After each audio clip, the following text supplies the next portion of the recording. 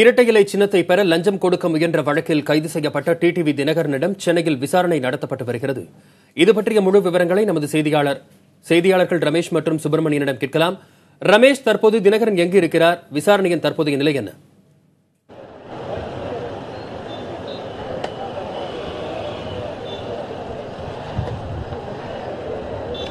TTV தினகரனுக்கு சொந்தமான வீடு இருக்கிறது. அவர் இன்னும் சிறிது நேரத்தில் இங்கு அழைத்து வரப்பட்டு விசாரணை செய்ய உள்ளதாக நமக்கு தகவல் வெளியாகிருக்கிறது.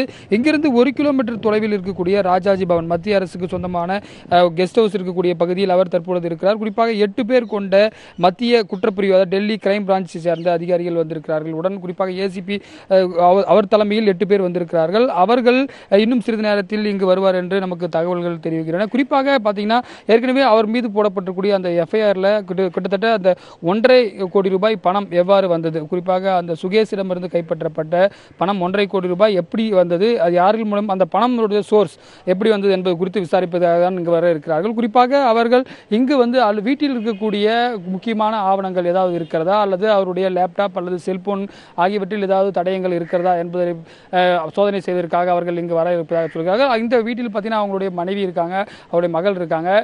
குறிப்பாக இன்றைக்கு இன்னும் சிறிது நேரத்தில் இங்கிருந்து பார்த்தீங்கன்னா பெசன் நகர் ராஜாஜி பவன் 1 கிலோமீட்டர் தொலைவில் தான் இருக்கும். அங்கிருந்து அவர் இங்கு அழைத்து வரப்பட்டு விசாரணை செய்ய இருப்பதாக தெரிகிறது. முதல் நாள் மொத்தம் 5 நாள் கொடுக்கப்பட்டிருக்கிறது. முதல் 1 நாள் இங்கு இருப்பதாகவும், அதற்கு பிறகு கொச்சி, பெங்களூரு உள்ளிட்ட நகரங்களுக்கு அழைத்து சென்று விசாரிக்க இருப்பதாகவும் சொல்கிறார். அவர் எதுக்காக சென்னை அழைத்து வரப்படுகிறார் என்று சொன்னால், அவருடைய வீட்டில் குறிப்பாக அந்த பணம், அந்த 1.5 கோடி ரூபாய் பணம் மற்றும் அது இல்லாமல் 50 கோடி ரூபாய் தேர்தல் ஆணைய அதிகாரிகளுக்கு லஞ்சம் கொடுக்க முயற்சிதாக புகார் சொல்லப்படுகிறது. முதல் கட்டமாக 10 கோடி ரூபாய் தர ஒப்புதல் செய்யப்பட்டதாகவும் சொல்லப்பட்டிருக்கிறது. அந்த அடிப்படையில் அந்த 10 கோடி ரூபாய்க்கான சோர்ஸ், அந்த பணம் எவ்வாறெல்லாம் திரட்டப்பட இருந்தது அப்படி என்றது குறித்தும், யார் யார் மூலியமாக அந்த பணம் அந்த மணி லாண்டர் என்று சொல்லக்கூடிய ஒரு அஃபென்ஸ் இருக்கிறது.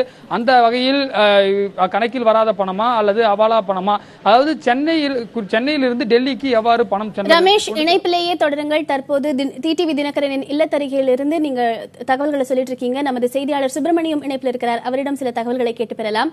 சுப்பிரமணி, இந்த விசாரணையை பொறுத்த வரைக்கும் காவல்துறையின் திட்டங்கள் என்ன, தகவல்களை சொல்லுங்க.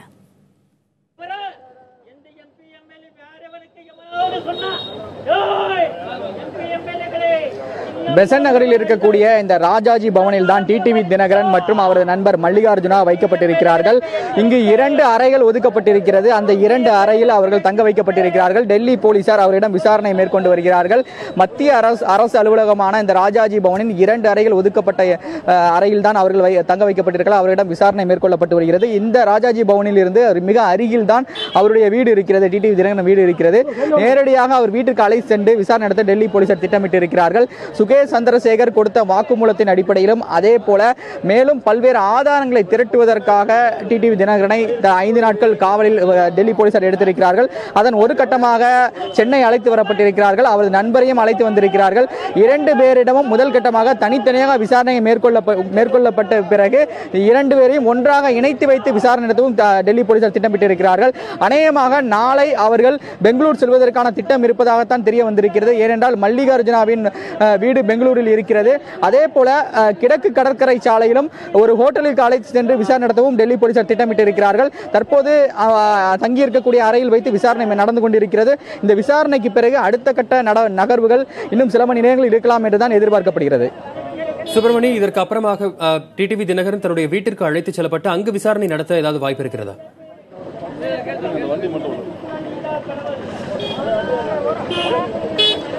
ஏற்கனவே டெல்லி போலீசார் தெளிவாக நீதிமன்றத்தில் தெரிவித்திருந்தார்கள். டிடிவி தினகரன் வீட்டிற்கு அழைத்து சென்று விசாரணை நடத்துவதற்கு அனுமதி வேண்டும் என்று அவர் டெல்லி போலீசார் நீதிமன்றத்தில் கேட்டிருக்கிறார்கள். அந்த அனுமதியும் கிடைத்திருக்கிறது. அநேகமாக இன்று மாலையில் அவரது வீட்டிற்கு அழைத்து சென்று விசாரணை நடத்துவதற்கான வாய்ப்புகள் இருப்பதாகத்தான் தெரிய வந்திருக்கிறது. அப்போது அவரது நண்பரான மல்லிகார்ஜுனமும் உடனே அழைத்து செல்வதற்கான வாய்ப்புகள் இருக்கிறது. மேலும் டிடிவி தினகரன் இங்கு வைக்கப்பட்டிருக்கக்கூடிய சூழ்நிலையில் காவல்துறை பாதுகாப்பும் இங்கு போடப்பட்டிருக்கிறது. அவருடைய ஆதரவாளர்களும் இங்கே வந்திருக்கிறார்கள். இது மட்டுமல்லாமல் நேரடியாக அவர் வீட்டிற்கு அழைத்து சென்று விசாரணை நடத்தப்படும் போது சுகேஷ் சந்திரசேகருடன் பேசிய உரையாடல் குறித்து விசாரிப்பதற்கான வாய்ப்புகள் இருக்கிறது. அதே போல 1,30,00,000 பணம் பறிமுதல் செய்யப்பட்டிருந்தது சுகேஷ் சந்திரசேகரிடம். மீதி பணம் எங்கு இருக்கிறது, இந்த விவகாரத்தில் யார் யாருக்கெல்லாம் தொடர்பு இருக்கிறது என்று பல்வேறு கோணங்களில் விசாரணை நடத்துவதற்காக கேள்விகளும் தயார் நிலையில் வைக்கப்பட்டிருக்கிறது. இந்த விசாரணைக்கு பிறகு இவர் அளிக்கக்கூடிய தகவலை வைத்து மல்லிகார்ஜுனுடன் விசாரணை நடத்துவதற்கான அடுத்த வாய்ப்புகளும் இருப்பதாகத்தான் டெல்லி காவல்துறை தரப்பில் தெரிவிக்கப்பட்டிருக்கிறது.